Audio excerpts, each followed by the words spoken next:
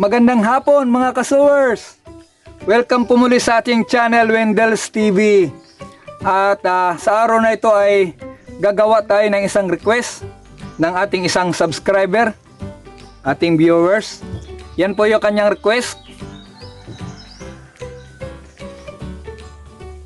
Yan po si Ma'am Rotela Solero.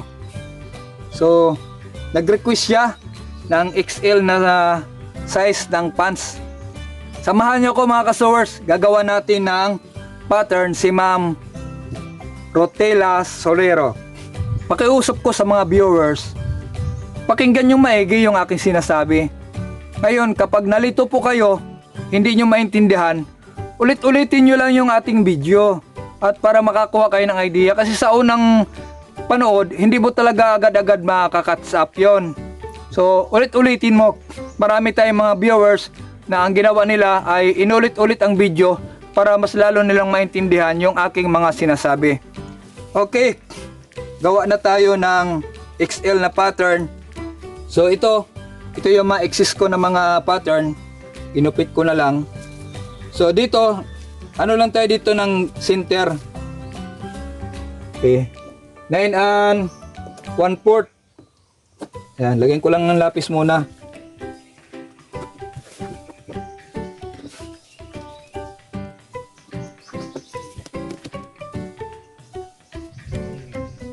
Yan, gamitan na natin ng pentel pen para mas kita nyo.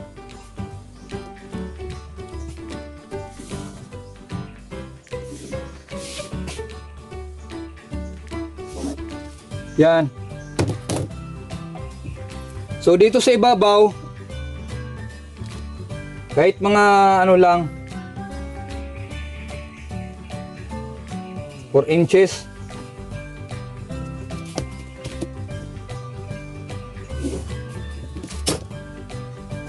Diretso lang natin to.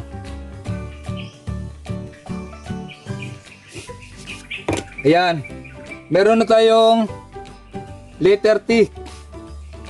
So kung palagi kayong nanonood ng aking video, ay alam nyo na to. Ito talaga ang unang-unang ginagawa ko pag gagawa ko ng pattern ng pants. Isang straight line at isang pahalang.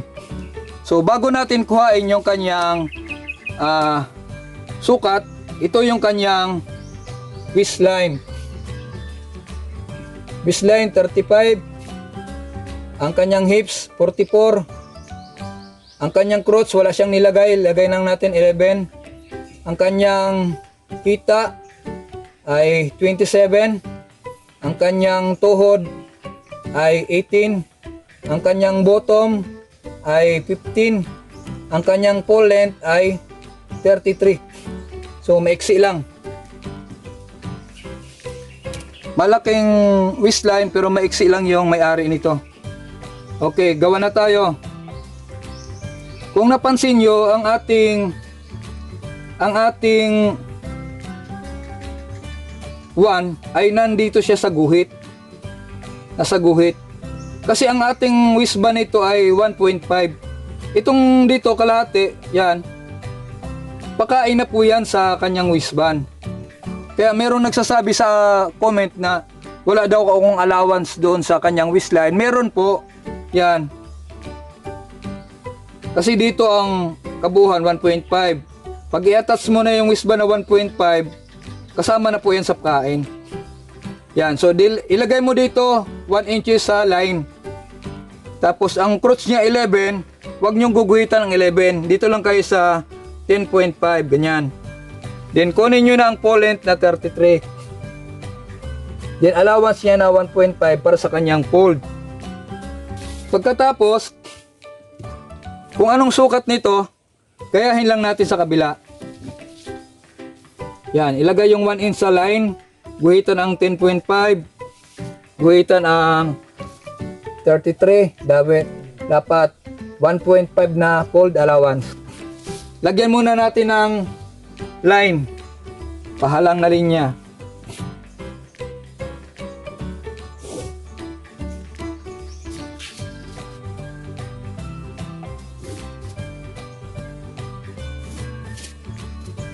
Yan, para makakuha po kayo ng para sa kanyang tuhod, ganito lang po. Hatiin mo lang yan. Yan, ang kalahati niya, markingan nyo. 22 po yan, ang kalahati 11. Yung 11 na yan, akit po kayo dito ng mga 2 inches. Yan. Iyan na po yung ating sundan para sa kanyang tuhod. Yan.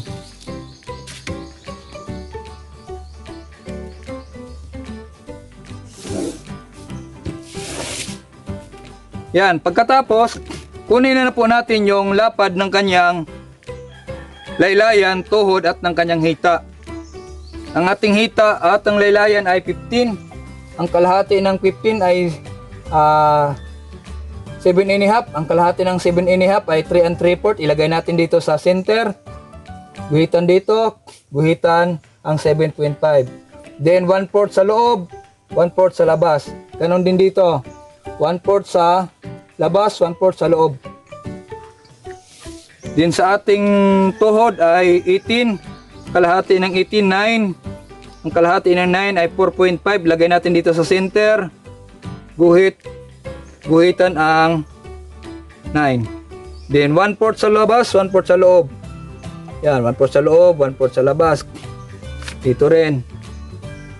1/4, 1/4. Dito sa ating hita, itong line na ito, baba lang tayo ng mga 1 inch. Mga dyan, o 1.5, ganyan. Ang ating hita ay 27. Ang kalahati ng 27 ay 13.5. Ang kalahati ng 13.5 ay 6 3/4. Ilagay natin ang 6 3/4 dito sa center. Guhitan natin to.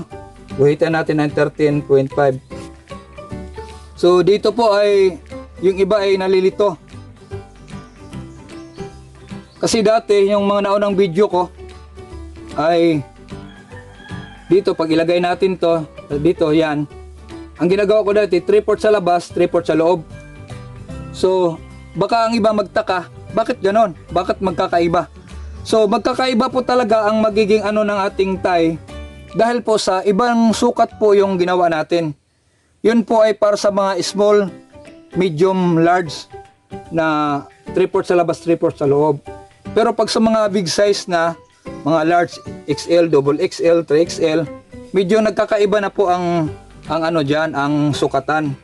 So share ko po sa inyo, pag ganito XL, ang gawin nyo, imbis na 3/4 sa labas, 3/4 sa loob, gawin nyo 1 inch sa labas, 1 inch sa loob.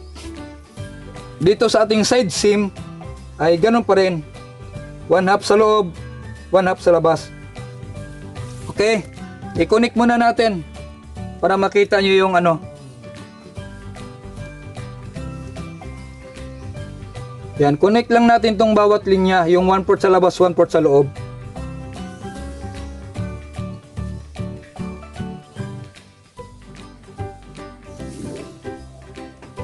Pagdating dito, slant lang, konti lang.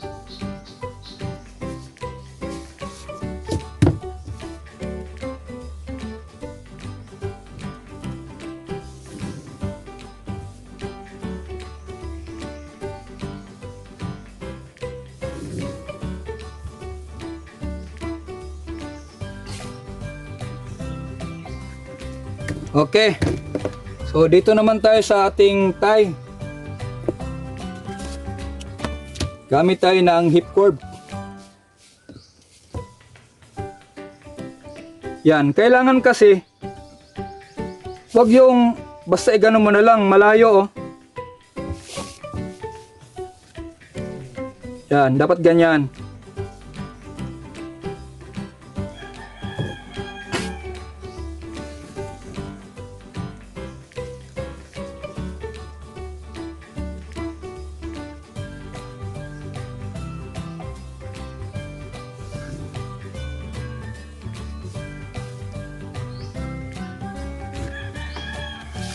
Dito baka magtaka kayo, hindi siya magka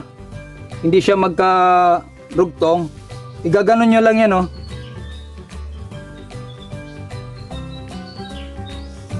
Yan. Dapat walang kanto. Medyo paayon. Dito sa kanyang side seam, ganito naman.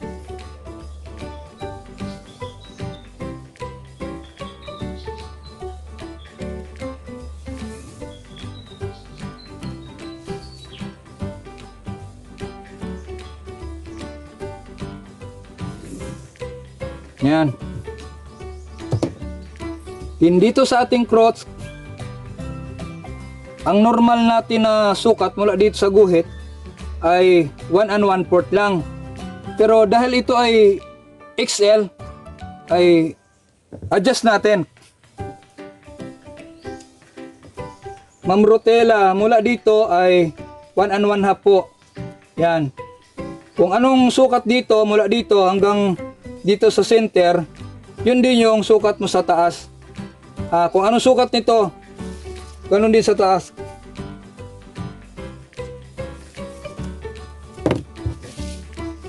Then, connect natin. Then, gamit kayo ng G-curve.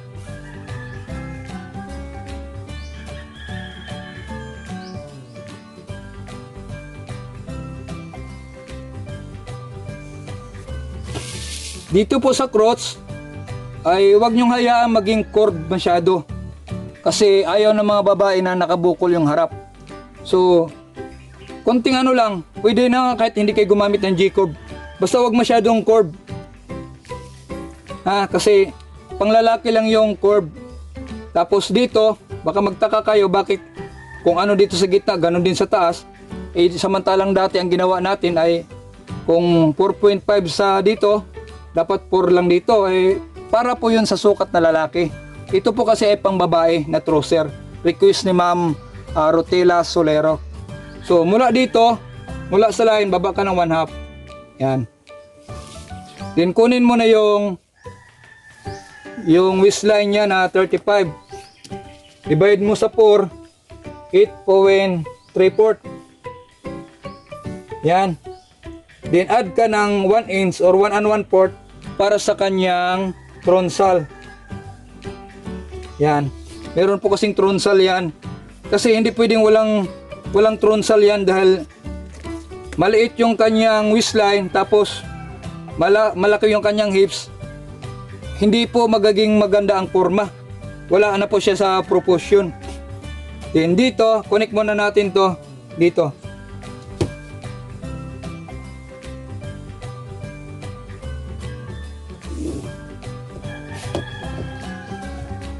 Yan.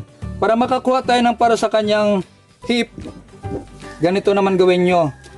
Yan. Mula sa straight line na ito hanggang dito, 9.5. Hatiin nyo lang yan. 4 3/4. Tapos baba lang kayo ng mga 1.5. Diyan na po yung line para sa ating hip. Yan. Diyan na po kayo magsukat. Okay. Ang ating hip ay 44. Mula dito sa line, guhit tayo ng 11. Yan. Tapos connect muna natin to. Yan. Sa kanyang front.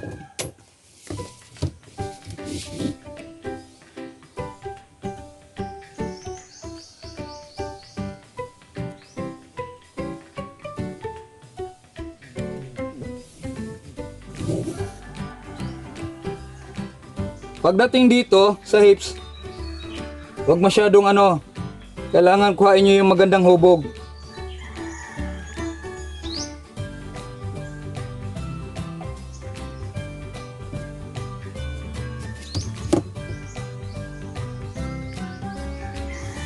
Yan. Tapos, mula dito sa front, baba lang kayo dyan ng 1 inch. Yan. Dito ka ngayon magsukat ng 11 para sa kanyang back. Yan. Din dito mula sa line, add lang po kayo dyan ng mga 3 inches. Yan. Tapos kunin nyo na yung hubog.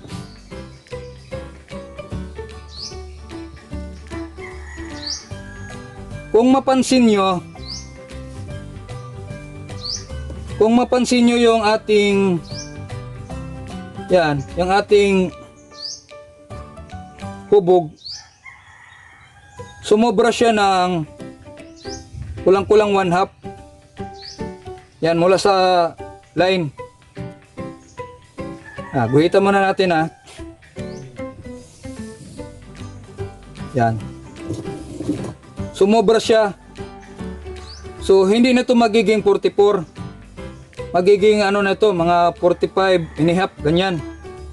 So okay lang naman yan. Kasi ang pants na ito ay hindi po siya normal na sukat. Medyo iba po ang kanyang hubog. Medyo komplikado. So wag nyo nang papansinin kung ito ay sumobra ng kaunti. Kaunti lang naman yan. Mas maganda ang sumobra kaysa magkulang. Then dito i-connect natin to ng maayos.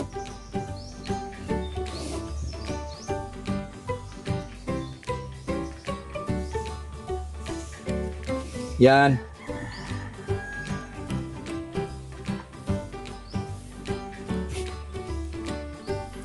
Din mula dito to line papunta rito, kuhain natin yung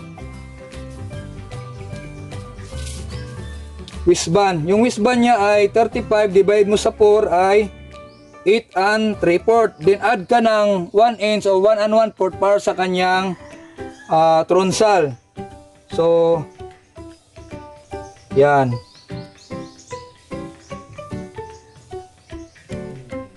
Dito siya.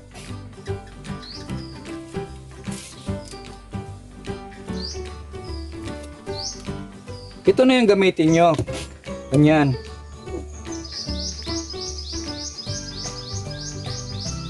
Straight nyo lang. Yan. Bago tayo gagawa dito, sukatin nyo muna to. Hanggang dito.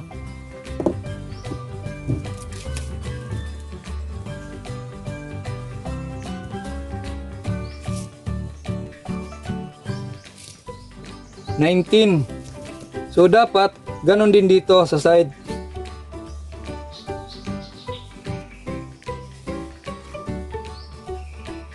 Yan. Guhitan lang natin. 19 or sobra ng 19, okay lang. 19 and 1/4. Yan, pwede yan. Din itong ating L square. Ganon nyo lang yan. Kailangan po kasi iskulado yung dyan sa ating cross papunta rito. Kasi pag nagkaroon ng aberya yan, halimbawa, hindi yan nagiging iskulado. Nagiging ganyan yan, nagiging ganyan. Pag sinuot na po yan ng customer, magkakaroon po yan ng lalim yung kanyang gitna ng back. Gaganon po yan. So, ang kailangan iskulado mula dito sa kanyang back papunta dito sa, para pag sinuot yan ng customer, straight lang sa likod, hindi magkakaroon ng problema. Yan, kaya yan ginagawa ko na ginagawa ko na kailangan naka-eskwala. Yan ang purpose po niyan. Baka magtaka kayo bakit paiba-iba po kasi, lalo na pagka payat lang, iba rin ang ano nun. So kaya nga meron tayong tutorial, meron tayong small size, meron po tayong tutorial sa big size, para magkaroon kayo ng idea na magkakaiba ang paggawa ng pattern nun. Nakaka-adjust po yun. So waitin lang natin.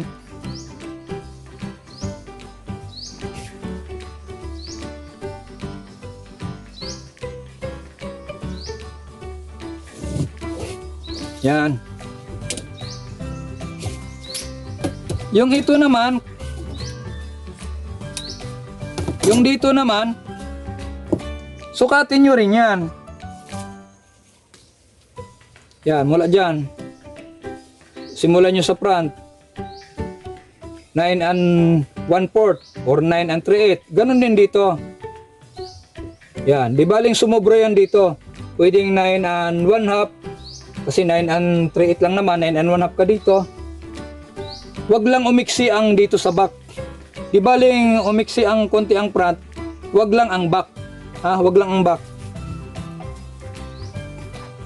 Tapos dito, wag masyadong ano dito, yung pag ganun. Sana yung ating G-curve. Yan. Huwag masyadong palalim. Kasi pag sinuot na yun ng customer, para po silang nakadumi sa kanilang pantalon. Kasi lumalaylay yung ilalim yan. Kaya kailangan huwag masyadong palalim. Pag ganun lang po.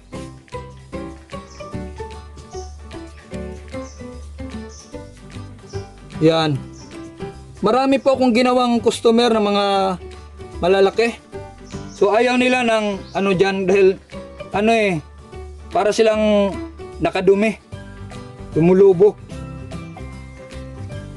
So ganyan. So ibang-iba ang sukat ng ating pants. Magkakaiba talaga. Ngayon, pag nakakuha na kayo ng pattern, susukatin nyo ngayon yan. Susukatin nyo kung akma ba. Halimbawa dito sa 27 na hita niya, sukatin nyo. 12. Yung 12, idugtong natin dito.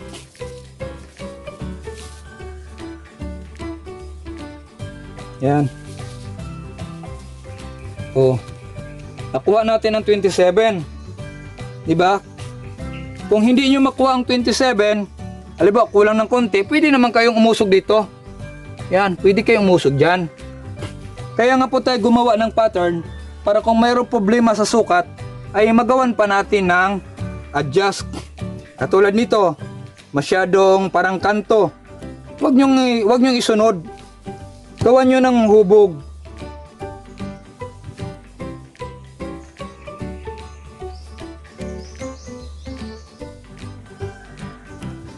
Yan.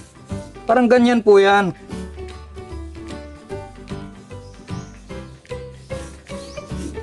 Yan.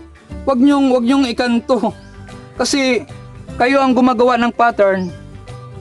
Ay ang mga nagpagawa sa inyo ay wala namang alam yan kung ano ang magandang hubog ng pants.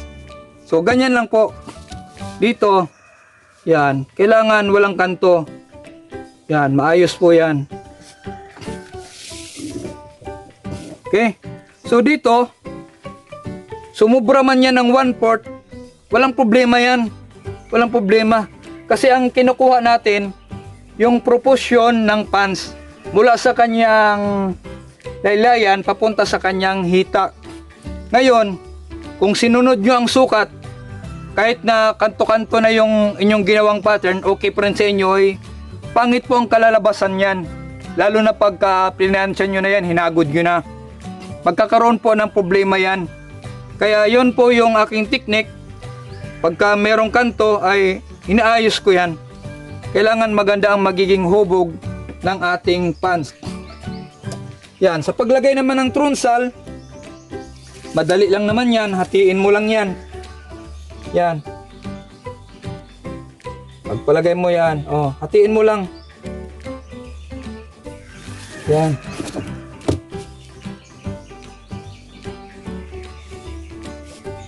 Yan, pag high waist ang high waist ang pants mo, okay na dyan mga 4. Ang haba, 4.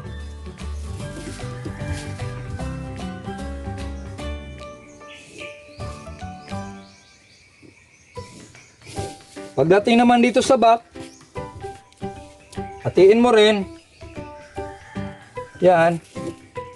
Straight lang din yan. Ang dito naman 4.5. Yan.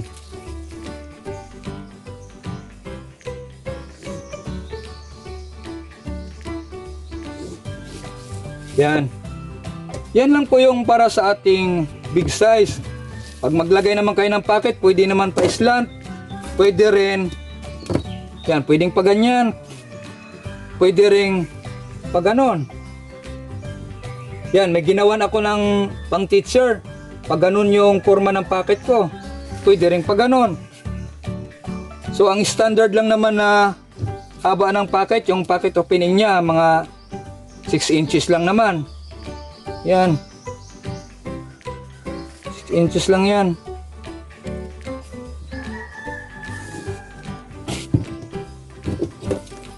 Yan, ganyan lang yan. So kung patuloy kayong nakasubscribe sa ating channel, ay hindi na po kayo malilito.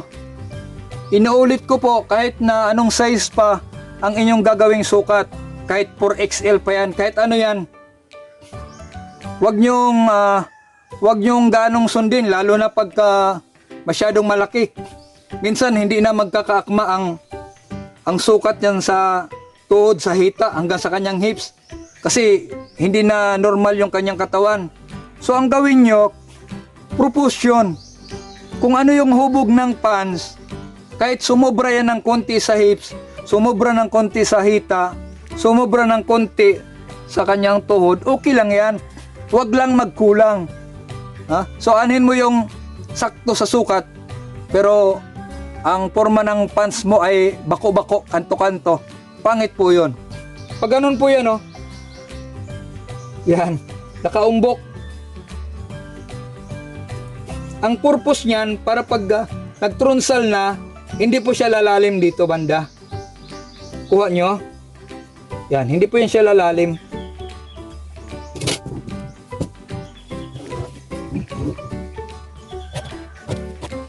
Yan, ganyan, oh.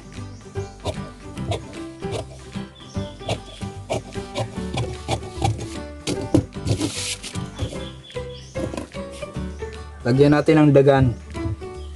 So dito sa side, maglagay ka lang ng allowance 1/2.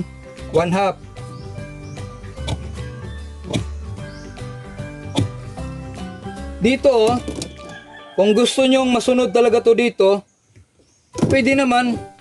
Kung gusto nyong masunod talaga, pwede nyo namang iganon lang, oh.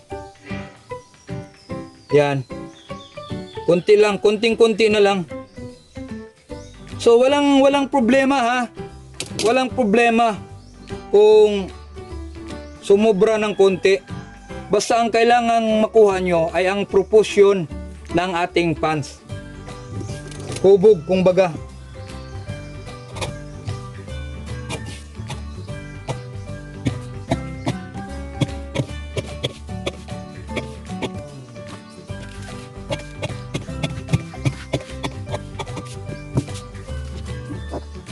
Dito, allowance lang po kayo dito ng 1.5. Yan, papunta ron. Parang ganyan lang yan, oh. Yan, papunta ron. Pero i-cut muna natin dito yung front.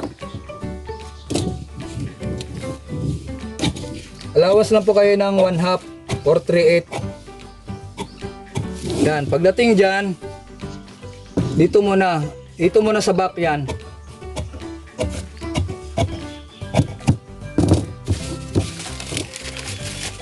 Mamaya mo na ikat ito dito. Kasi ang kinat natin ngayon ay para po lang yan sa kanyang back. Yung back pa lang, yung kinat natin.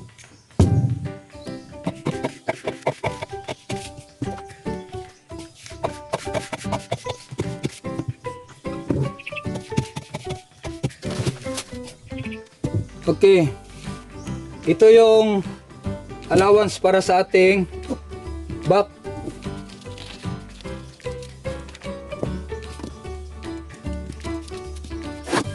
Yan.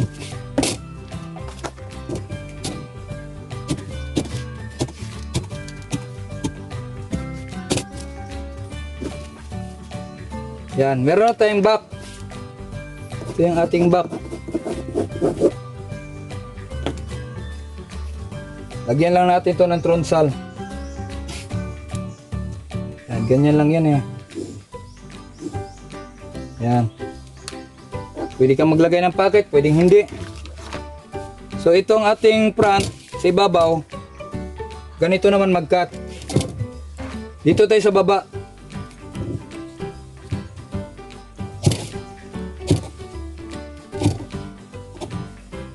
Yan, paumbok.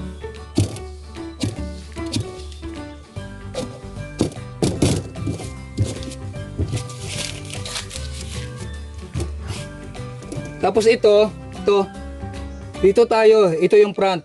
Bawasin natin to.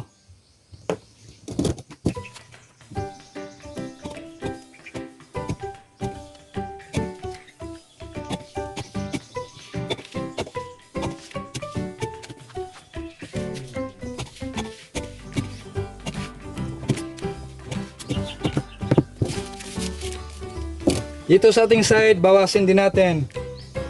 Allowance lang tayo ng 1/2.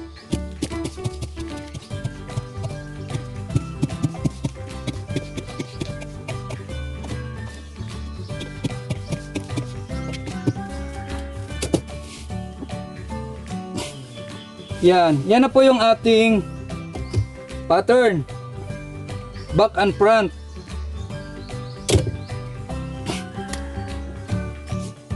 XL. Trouser.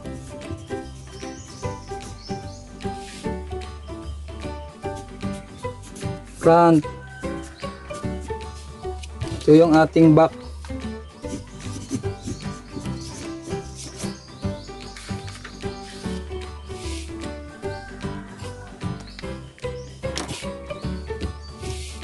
Yan. So kung bago nyo ikat ito, ay sukatin nyo muna. Kung merong problema, may kulang, magdagdag kayo. Ganyan lang naman yan.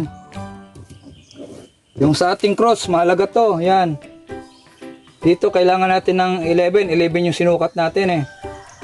Yan, guhatin nyo lang ganyan. Yan. Tingnan nyo, 9.5. Kasi dadagdagan pa yan ng 1.5 na waistband. Yan.